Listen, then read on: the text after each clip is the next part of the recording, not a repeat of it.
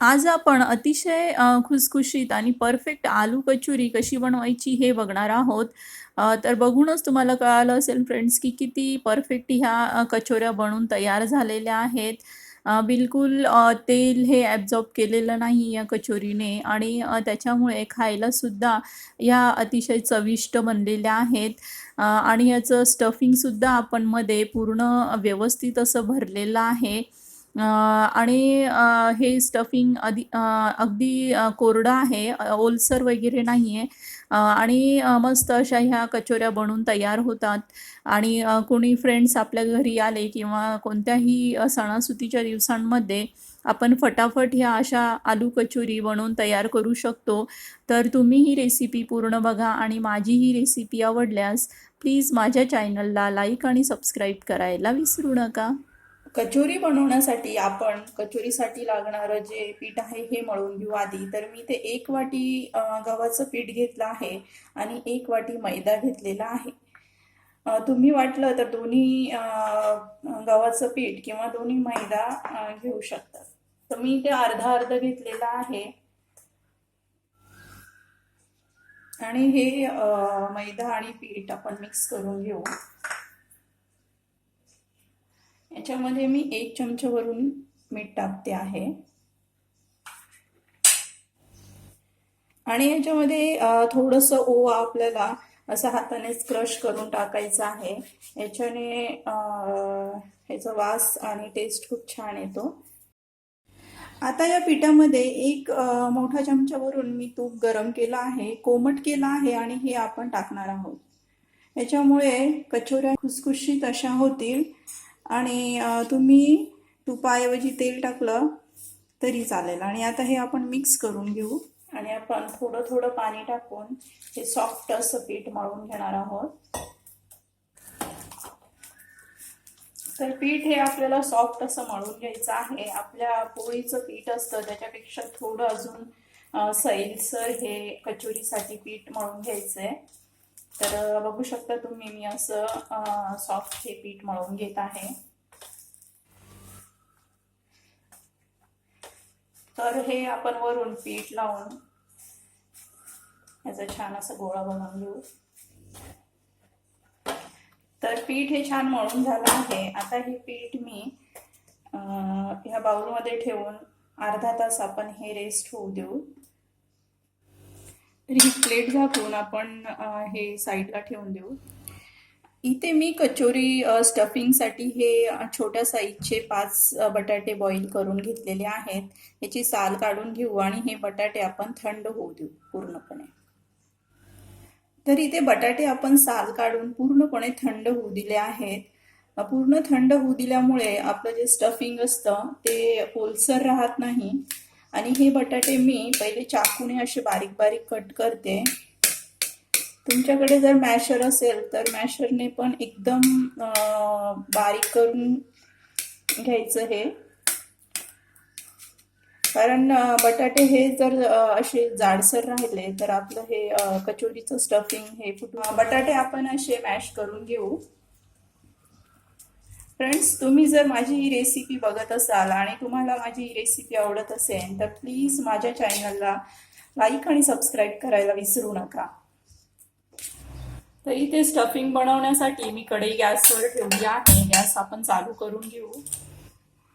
तर मी कढईमध्ये 1 चमचावरून तेल टाकून घेत आहे. तेल गरम होऊ देऊ. इथे तेल गरम झाल्यावर अद्रक लसूणचं पेस्ट टाकते मी 1 चमचावरून मोठं.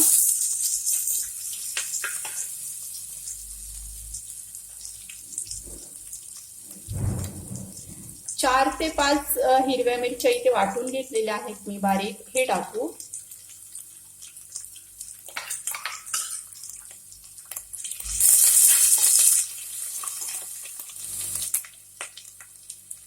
थोडीशी हळद टाकते.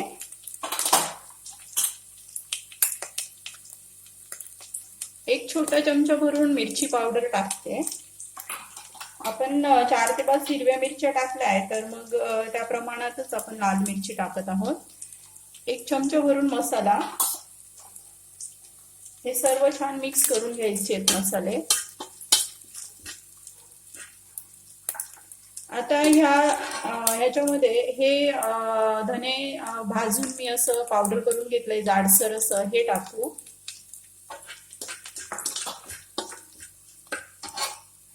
आणि हे बेसन पीठ, हे डाळीचं पीठ हे जाडसर असं वाटून घेतलेलं आहे, तर हे टाकणार आहे.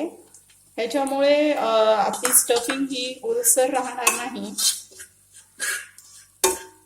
हे छान भाजून घ्यायचंय. आता मसाला भाजल्यावर आपण ह्याच्यामध्ये बटाटे जे आपण मॅश करून घेतले आहे हे टाकू.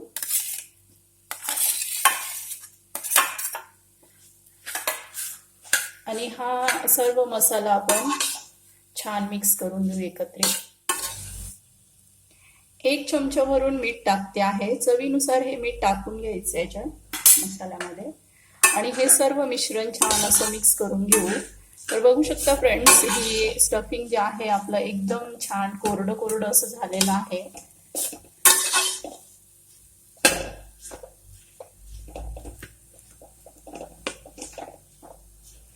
आपण 1 ते 2 मिनिटं हे वाफू देऊ. तर इथे 2 मिनिटं आपण हे बटाटे वाफू दिले होते. आता आपण हे असं पळीने मॅश करत हे बटाटे हलवून घ्यायचे आहे. म्हणजे थोडेफार जर थोड असेल तर ती पूर्णपणे मॅश होऊन जाईल. आणि इथे आपलं हे खूपच मस्त असं मसाला तयार झालेला आहे, स्टफिंग तयार झालं आहे. या पद्धतीने बनवलं तर खूपच टेस्टी हे स्टफिंग बनवून तयार होतं.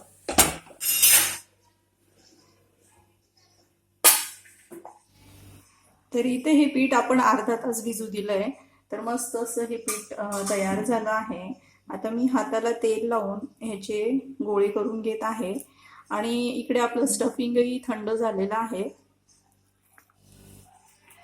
तर हे एवढ्या साईजचे आपण हे पिठाचे गोळे करून घेऊ. तर आपल्याला जेवढ्या कचोऱ्या बनवायचे तेवढे आपण आधी गोळे करून साईडला ठेवून घेऊ, म्हणजे आपल्याला भरताना सोपं जातं. तर इथे आपण हे पिठाचे गोळे केले, त्याचप्रमाणे थोड्या छोट्या साईजमध्ये आपण हे जे स्टफिंग भरणार आहोत बटाट्याचे, त्याचे सुद्धा गोळे करून घेऊ. तर हे अशा प्रकारे आपण ह्याचे सुद्धा गोळे बनवून घ्यायचे आहे. तर हे ह्या साईजमध्ये मी करून घेत आहे.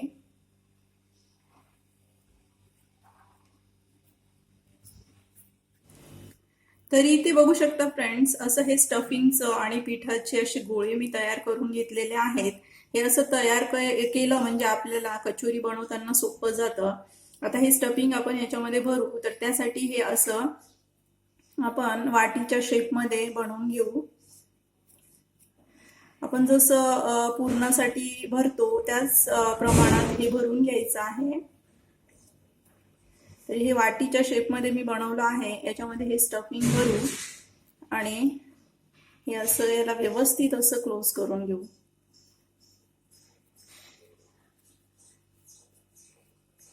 तर हे आपण असं क्लोज करून घेऊ. आणि हा वरचा जो पार्ट आहे हा आपण इथे दाबून घेणार आहोत. दाबून घ्यायचा किंवा मग हा काढून घेतला तरी चालेल. आणि या कचोरीला असं मिडल मधून थोडंसं प्रेस देऊन दाबून घ्यायचं आहे. आपल्याला लाटण्याची बिलकुल गरज नाहीये. ह्या पद्धतीने ही कचोरी खूप छान बनवून तयार होते. हे असं प्रेस करून घ्यायचं आहे. हवं तर तुम्ही थोडंसं पीठ हाताला लावू शकता. तर बघू शकता फ्रेंड्स, ही या टाईपमध्ये आपण कचोरी बनवून तयार करायची आहे. तर हे आपण त्याच प्रकारे दुसरी कचोरी बनवत आहोत. असं अंगठ्याने प्रेस करत आपण अशी वाटी बनवून घ्यायची आहे. वाटीच्या शेपमध्ये हे पीठ करून घ्यायचं आहे. आणि ह्याच्यामध्ये हे स्टफिंग भरून आपण असं त्याला क्लोज करून घ्यायचं आहे. ह्या प्रकारे आपण छान हे दाबून घ्यायचंय. ह्याला एकदम व्यवस्थित असं सील करणं फार महत्वाचं आहे, कारण तळताना मग आपण व्यवस्थित हे बनवलं नाही तर फुटू शकतं. आणि हे ह्याला मिडलमध्ये दाबत आपण ही कचोरी बनवून घ्यायची आहे. कचोरीला मध्ये दाबायचं आहे आणि कडेला त्याच्या कडा थोड्याशा आपण जाडसर राहू द्यायच्या आहेत.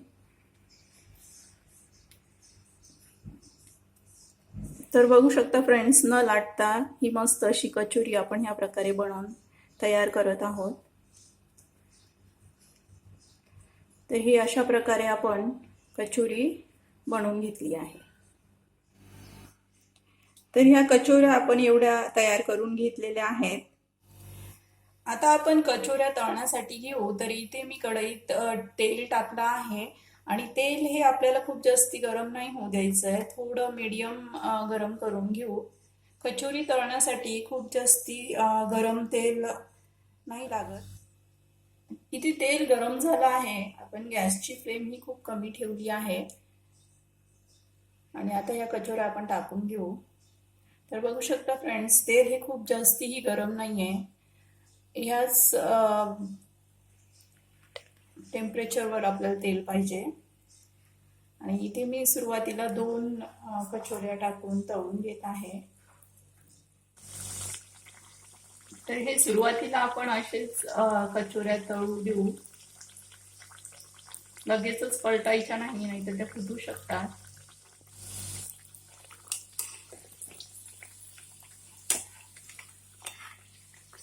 हळूच आपण ही कचोरी पलटून घेत आहोत. तर बघू शकता फ्रेंड्स, कचोऱ्या मस्त तळल्या गेलेल्या आहेत. अशा कमी गॅसवर आपण तळल्या तर त्या मध्येपर्यंत छान तळल्या जातात.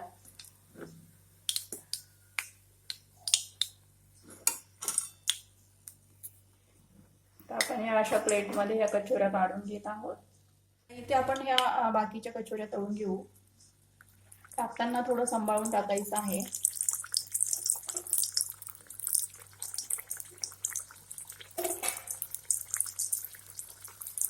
इथे मी आता ह्या कचोऱ्या टाकून घेतल्या आहे.